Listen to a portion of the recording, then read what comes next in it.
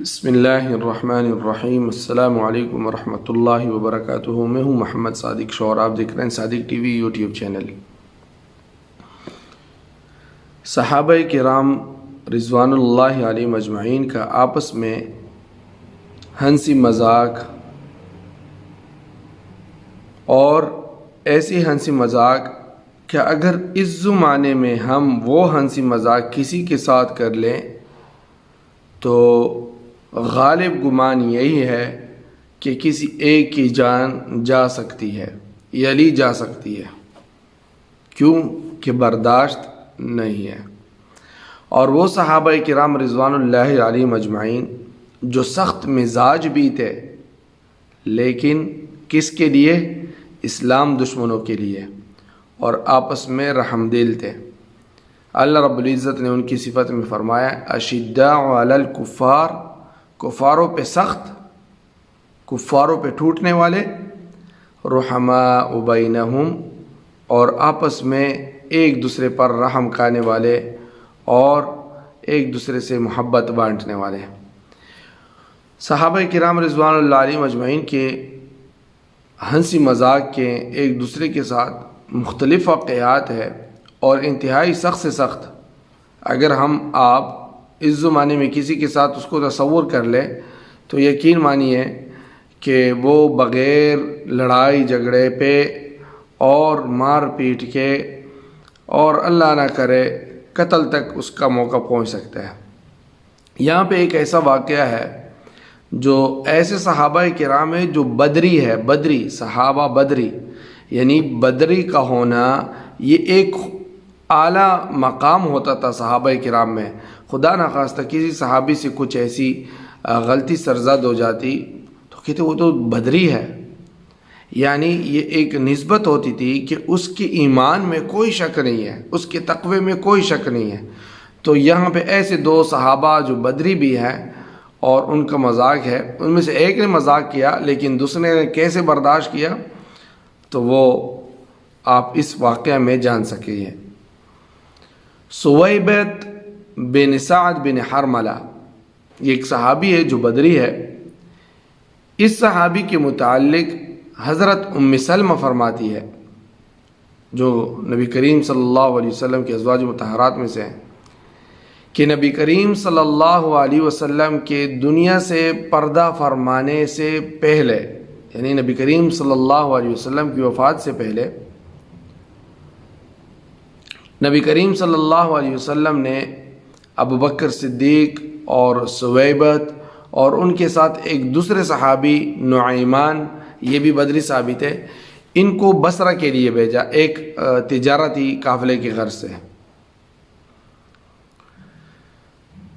اس سفر میں نعیمان جو یہ بھی بدری صحابی ہے، یہ زادرہ کے نظم اور نسق پر متعین تھے کہ جو زادرہ میں جو سفر کی چیزیں ہیں کھانے پینے کی اور جو اس کے متعلق ہے وہ اس کے آمین تھے اور وہ اس پر متعین تھے۔ اور جو دوسرے صحابی ہے سویبت بن سعد بن حرملہ، یہ بہت ظریف الطبع تھے، یعنی ہنسی مذاق اور آپس میں جو ہے کھیل کود یہ وغیرہ، اس سے جو ہے وہ بہت محظوظ ہوتے تھے اور ان کو ہنسی مذاق بہت پسند تھی۔ اب سفر کے دوران کہیں پہ یہ رکے تو انہوں نے نعیمان سے کہا کہ یار کچھ کھلاؤ، بھوک ہے۔ تو نعیمان نے کہا کہ نہیں، ابھی نہیں کھلا سکتے، جب تک حضرت ابوبکر صدیق نہیں آئیں گے تب تک میں آپ کو کچھ نہیں دوں گا۔ تو سویبت نے کہا ٹھیک ہے، اچھی بات ہے، میں بھی تمہاری خبر لے لوں گا، پھر اب تم مجھے نہیں دے رہے کچھ، پھر تو بھی سوچ لے اپنے لیے، میں بھی تمہاری خبر لے لوں گا۔ اب دوران سفر جب یہ سفر پہ تھے، ان کا ایک قبیلے پہ گزر ہوا، اور وہاں پہ جب یہ ٹھہرے تو سویبت ان قبیلوں والوں کے پاس گیا اور ان سے کہا کہ میرے پاس ایک غلام ہے، ان کی بہت صفات بیان کی ہوں گے، اگر آپ خریدنا چاہتے ہیں تو انہوں نے کہا ٹھیک ہے ہم دیکھ لیتے ہیں، ہمیں منظور ہے۔ انہوں نے کہا کہ میں آپ کو ایک بات اس کی خریداری سے پہلے ہی بتائے دیتا ہوں کہ میرے غلام میں ایک خاص عادت اور بات یہ ہے کہ جب بھی کہیں وہ بیچا جاتا ہے تو وہ یہ کہتا ہے کہ میں تو آزاد ہوں، لیکن آپ لوگوں نے ان کی اس بات پہ کان نہیں دھرنے۔ وہ میرا غلام ہے اور میں اس کو بیچنا چاہتا ہوں، اگر آپ کو پسند ہو تو آپ لوگوں کے ہاتھ میں بیچنا چاہتا ہوں، لیکن جب میں بیچوں گا تو وہ یہی کہے گا کہ میں تو آزاد ہوں اور میں غلام نہیں ہوں، تو آپ لوگ پیچھے نہیں ہٹنا اس سودے سے اور اس معاملے کو چھوڑنا نہیں۔ انہوں نے کہا کہ نہیں ہم ضرور خریدیں گے اور اس معاملے سے پیچھے ہٹنے والی نہیں ہے، ہمیں غلام چاہیے۔ چنانچہ سویبت نے ان قبیلوں والوں سے 10 اونٹوں کے بدلے یہ معاملہ طے کیا کہ میں اپنا غلام تمہیں دوں گا بیچ کر، اور 10 اونٹ تم لوگ مجھے دو گے۔ اب وہ لوگ آئے، اونٹ لے کر آئے، سویبت کو اونٹ حوالے کیے، اور انہوں نے نعیمان کی گردن میں دوپٹہ یا جو ہے چادر وغیرہ ڈال کر یا جو ہے رسی ڈال دی، اور ان لوگوں نے بھائی کھینچنا شروع کر دیا کہ چل ہمارے ساتھ۔ نعیمان ان سے کہتے رہے کہ بھائی یہ تم کیا مذاق کر رہے ہو، یہ کیا مذاق ہے، میں تو آزاد ہوں، غلام تو نہیں۔ انہوں نے کہا کہ ہمیں تیری سب عادت یہ بتا چکا ہے، اب تو ہمارے ساتھ چل۔ یہ لوگ نعیمان کو کھینچ کر لے گئے اور زبردستی لے گئے۔ اب جب حضرت ابوبکر صدیق رضی اللہ تعالیٰ عنہ آیا اور آپ رضی اللہ تعالیٰ عنہ کو اس واقعہ کی خبر ہوئی، تو آپ نے وہ 10 اونٹ ساتھ لے کر اس قوم کا پیچھا کیا، اس قبیلے کا پیچھا کیا، اور وہ واپس دیے ان کو اونٹ اور نعیمان کو چھڑا کر لائے۔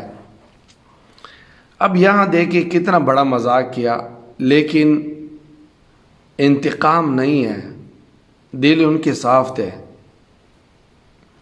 اب جب یہ قافلہ حضور صلی اللہ علیہ وسلم کی خدمت میں حاضر ہوا، واپس آیا اور یہ قصہ سنایا، تو حضور صلی اللہ علیہ وسلم اور صحابہ کرام اس قصے کو سال بھر تک یاد کرتے اور ہنسا کرتے تھے۔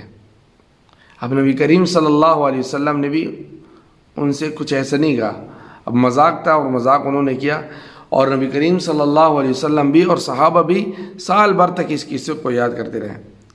اب اس قصے سے مقصد یہ ہے کہ جہاں پہ آپ کی دوستی ہوتی ہے اور دوست آپس میں دوستوں کے ساتھ مذاق کر لیتے، لیکن مذاق بھی ایسے حدود میں ہو کہ